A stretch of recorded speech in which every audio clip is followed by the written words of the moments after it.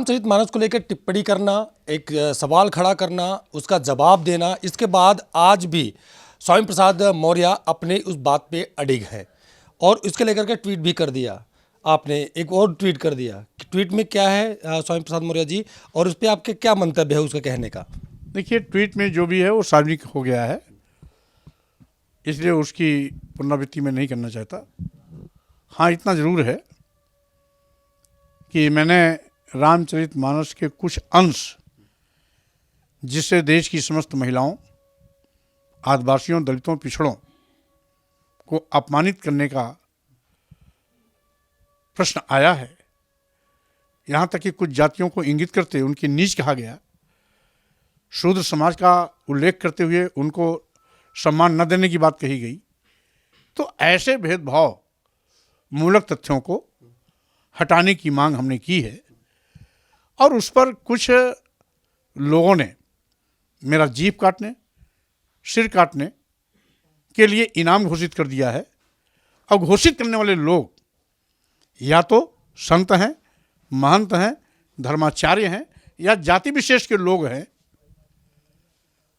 और यही लोग, अगर यही बात किसी दूसरे धर्म का व्यक्ति कहा होता तो आतंकवादी कहने के लिए सबसे पहले आंदोलन करते। और अगर वही चरित्र इनका है तो मैं इनको अगर आतंकवादी कह रहा हूँ, महाशैतान कह रहा हूँ, जल्लाद कह रहा हूँ, तो इनको मिर्ची क्यों लग रही है? क्योंकि कोई धर्माचार्य, कोई संत, कोई महंत का चरित्र किसी का जीभ काटना, किसी का सर काटना नहीं, बल्कि मानव कल्याण का है, राष्ट्र कल्याण का है।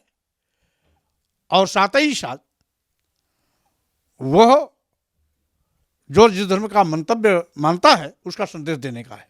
अच्छा, आपकी पार्टी समाजवादी पार्टी में है, आपकी पार्टी के कुछ ऐसे नेता हैं जो आपके इस पर सवाल खड़ा कर रहे हैं, आपका विरोध कर रहे हैं, उनके लिए क्या कहेंगे? वह किसी पार्टी की हूं, अभी तक जो चंद मुट्ठी भर लोग मेरे विरोध में पागलों जैसा अनाप शनाप बयानबाजी किए हैं, वो संत, महंत, धर्माचार्य या जाति विशेष के लोग हैं। पार्टी कोई अलग अलग हो सकती है, लेकिन एक जाति विशेष के ही लोग हैं जो किसी पार्टी में हैं, एक ही भाषा बोल रहे हैं और इसलिए बोल रहे हैं कि वो गाली देने वालों की जमात के साथी हैं और हम गाली खाने वालों की जमात के साथी हैं। तो गाली जिसको दी जाती है उससे उसका अपमान होता है, गाली देने वाला का अपमान नहीं होता। गाली देने वाला तो गाली देने में शान समझता है। तो शान समझने वाले लोग मेरे खिलाफ हैं, लेकिन हमारे खिलाफ हैं, लेकिन अपमानित होने वाले लोग हमारे साथ खड़े हैं। अच्छा, आखिरी सवाल है मेरा। भारतीय जनता पार्टी के कुछ नेता हैं, कुछ प्रवक्ता हैं प्रदेश राष्ट्रीय लेवल के, और तमाम नेता भी हैं, वो सवाल खड़ा कर रहे हैं कि वो भारतीय जनता पार्टी में थे तब उनको वो उस चौपाई का मतलब समझ में नहीं आ रहा था, और जब वो बसपा में थे तब समझ में नहीं आ रहा था कि जब दलितों की अगुवाई करते थे, दलित की पार्टी में थे, वहाँ पे बसपा में थे, और भारतीय जनता पार्टी में आए तब उनको ये चौपाई का मतलब समझ में आता। अब वो सपा में चले गए तो उनको इस चौपाई का मतलब समझ में आने लगा। ये प्रसंग उस समय आया ही नहीं था, और जब भी मेरे वक्तव्य से संबंधित प्रसंग आया है, यह स्टैंड आज का नहीं, मेरा बहुत पुराना है। ये बात दीगर है कि आज पूरे देश में इस पर चर्चा हो रही है, लेकिन मैं पहले भी गाली को गाली समझता था, अपमान को अपमान समझता था, इसीलिए पहले भी सार्वजनिक मंचों से विरोध करता था, आज भी कर रहा हूं, आगे भी करता रहूंगा। जो मेरी मांग है मैं उस पर अडिग हूं। रही बात भारतीय जनता पार्टी सरकार में मंत्री रहने के बावजूद भी भाजपा सरकार द्वारा धर्म के नाम पर अयोध्या में बहुत काम किए गए, लेकिन मैं किसी कार्यक्रम में नहीं गया। यहाँ तक कि माघ मेला कुंभ में एक कैबिनेट की बैठक हुई थी, मैं उसमें भी नहीं गया था। तो इसलिए मेरा एजेंडा बहुत पहले से क्लियर है। भाजपा में था तो भी मेरा एजेंडा क्लियर था, यहाँ हूँ तो भी एजेंडा क्लियर है। मैं राजनेता के रूप में पूरे प्रदेश और देश का मंत्री होता हूं, तो उस समय पूरे देश की जनता हमारी प्राथमिकता होती है, पूरे प्रदेश की जनता हमारी प्राथमिकता होती है। सभी धर्म के मानने वाले लोग आते हैं, इसलिए मैं सभी धर्मों का सम्मान करता हूं और सभी धर्मावलंबियों का मैं काम भी करता हूं। किसी एक धर्म के लिए मंत्री की हैसियत से न मैं कभी काम किया हूं, न आगे भी करूंगा। मैं 6 बार मंत्री रहा हूं, केवल भाजपा में ही मंत्री नहीं रहा, उसके पहले भी मैं 5 बार मंत्रिमंडल में शपथ ले चुका हूं, 3 बार नेता विरोधी दल भी रह चुका हूं।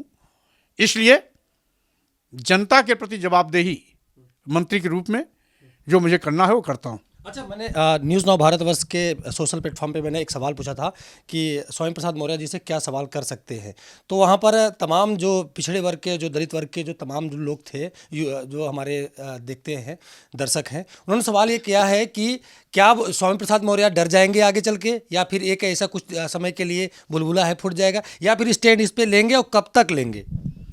देखिए, मैं सच के साथ खड़ा हूं। सच क्या है? सच ना कभी डरता है, सच कभी ना मरता है। इसलिए मैं जीभ काटने, सिर काटने के फरमान से न डरता हूं न झुकता हूं। मैंने अपमानजनक टिप्पणियों को निकालने की जो मांग की थी, आज भी मैं उस पर खड़ा हूं, आगे भी खड़ा रहूंगा। मैं किसी की बंदर घुड़की में आने वाला नहीं हूं। नहीं डरेंगे, नहीं स्टैंड लेते रहेंगे। स्वाभाविक रूप से सच सच होता है और सच के साथ खड़े होने वाला भी पहाड़ जैसा मजबूत होता है। अच्छा, एक आखिरी सवाल होते, ये अखिलेश यादव जी से बात हुई क्या? वो आप समाजवादी पार्टी में हैं, तो कहते थे कि समाजवादी पार्टी के मुखिया अखिलेश यादव इस पे उनको फटकार लगाएंगे, क्योंकि मैंने सुना था, इसलिए बोल रहा हूँ, कई ऐसे मैंने सोशल मीडिया प्लेटफॉर्म पर पढ़ा भी है कि अखिलेश यादव इस पे उनके ऊपर कार्रवाई करेंगे, तमाम उनके नेता जो आपके विरोध में हैं वो इसलिए कार्रवाई करेंगे। कोई अखिलेश यादव से कोई बात हुई? अब सपने में किसी कोई बात आ जाए तो उसका जवाब हमारे पास नहीं। कोई जवाब नहीं। तो ये स्वामी प्रसाद मौर्य जी थे, समाजवादी पार्टी के वरिष्ठ नेता हैं, कई बार कैबिनेट मंत्री रह चुके हैं। अब इनका साफ तौर पे कहना है कि जिस तरीके का सवाल उन्होंने उठाया था शुरुआती दौर में, अभी भी उस पर अडिग हैं, आगे भी उस पर काम करने के लिए और उस तरह सवाल उठाते ही रहेंगे। वडोदरी मुस्तफा के साथ विनोद कुमार, न्यूज़ नाउ भारतवर्ष, लखनऊ।